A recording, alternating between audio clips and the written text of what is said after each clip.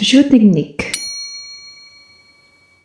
Bonjour à tous et bienvenue dans un nouvel épisode de la Minute Géotechnique. Vous avez sûrement déjà vu des ingénieurs au laboratoire en train de tamiser du sable, un peu comme s'ils préparaient du couscous. Alors là, je vous stoppe tout de suite, mes amis sérères. Ce n'est pas du terrain, mais ce qu'on appelle en géotechnique l'essai granulométrique. Et c'est exactement ce dont on va parler aujourd'hui.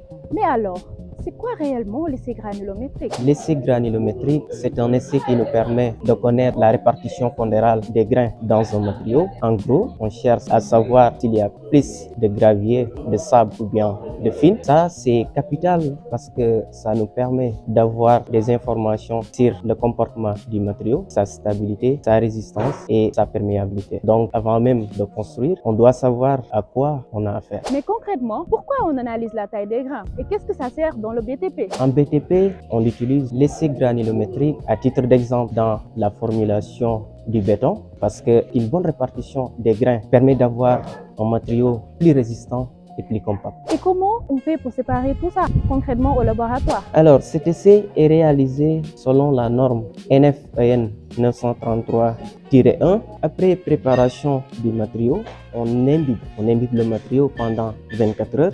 Après les 24 heures, on va laver le matériau. Après, c'est ce matériau qu'on va chasser et le récupérer afin de commencer la méthode proprement dite. Cette méthode consiste à prendre une colonne de tamis, du plus gros au plus fin. Maintenant, après avoir introduit le matériau, bien évidemment, il y aura des particules qui seront retenues en fonction du diamètre. Maintenant, à chaque fois, c'est les particules qui sont retenues qu'on va prendre, les peser et on fait les cumuls. À chaque fois, on fait les cumuls. Alors, ce qu'il faut retenir ici, c'est que l'échantillon qui a été préalablement lavé et mis à l'étuve sera retiré et après, donc, on va passer au tamisage. Alors, le tamisage, donc, à ce niveau, on va essayer donc de peser la masse des reflux de chaque tamis. L'astuce que je vais donner, c'est quoi? Durant le tamisage, quand vous tamisez, à la fin, vous renversez le tamis et au fur et à mesure qu'on avance, donc, on renverse les tamis les uns sur les autres et donc, à la fin de l'essai, il n'y aura pas de désordre. Vous pouvez donc renverser juste, vous avez la colonne de tamis entière. Maintenant, après avoir fait l'essai, pour les résultats, on aura une courbe de pourcentage pensant